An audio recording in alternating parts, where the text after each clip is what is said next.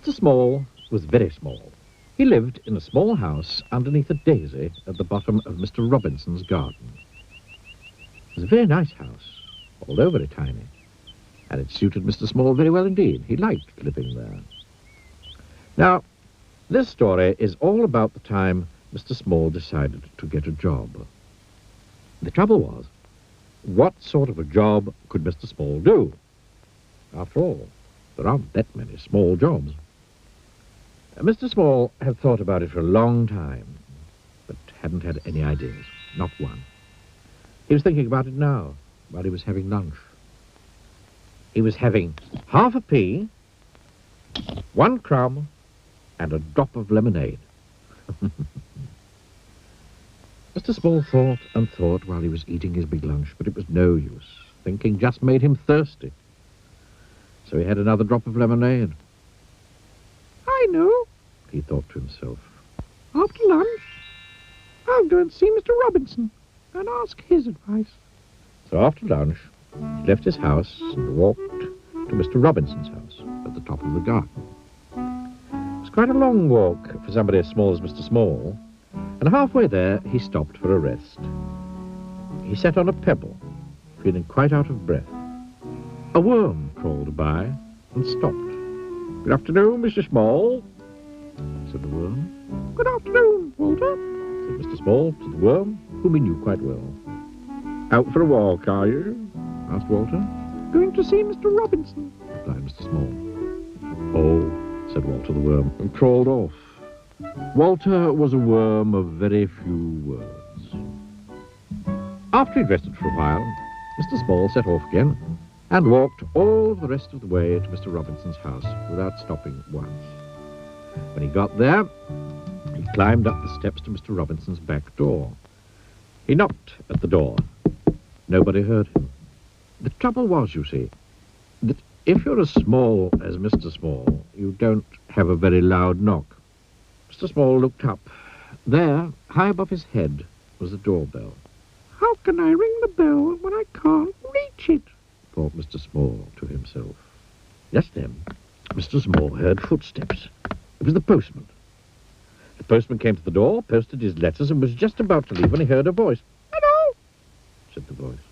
The postman looked down. "Hello," he said to Mr. Small. "Who are you?" "I'm Mr. Small," said Mr. Small. "Will you ring the bell for me?" "Of course I will," replied the postman in answer to Mr. Small's question. And reaching out, he pressed the bell with his finger. "Thank you," said Mr. Small. "My pleasure," said the postman, and off he went. Mr. Small heard footsteps coming to the door. The door opened. Mr. Robinson looked out. "That's funny," he said. "I'm sure I heard somebody ring the bell." He was about to shut the door when he heard a little voice. "Hello," said the voice. "Hello, Mr. Robinson." Mr. Robinson looked down and down.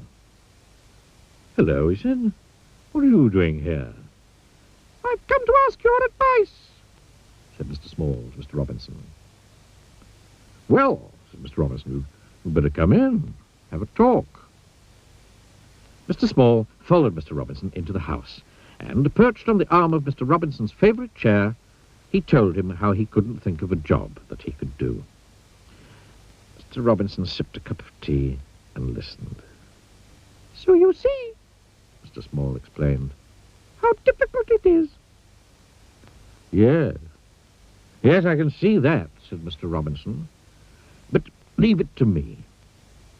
Mr. Robinson knew a lot of people. Mr. Robinson knew somebody who worked in a restaurant and arranged for Mr. Small to work there, putting mustard into mustard pots. But Mr. Small kept falling into the pots and getting covered in mustard, so he left that job. Mr. Robinson knew somebody who worked in a sweet shop and arranged for Mr. Small to work there, serving sweets. But Mr. Small kept falling into the sweet jars, so he left that job. Mr. Robinson knew somebody who worked in a place where they made matches and arranged for Mr. Small to work there, packing matches into boxes. But Mr. Small kept getting shut in the boxes with the matches, so he left that job. Mr. Robinson knew somebody who worked on a farm and arranged for Mr. Small to work there, sorting out the brown eggs from the white eggs. But Mr. Small kept getting trapped by the eggs, so he left that job. "What are we going to do with you?" Mr. Robinson asked Mr. Small one evening. "Don't know," said Mr. Small in a small voice. "I've got one more idea," said Mr. Robinson. "I know somebody who writes stories for children.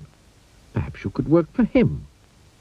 So the following day, Mr. Robinson took Mr. Small to meet the man who wrote children's stories. "Can I work for you?" Mr. Small asked the man. "Yes, you can," replied the man.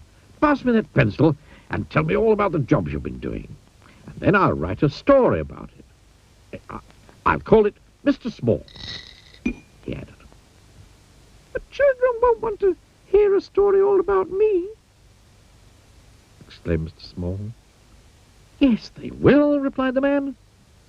"They'll like it very much. And you did, didn't you?"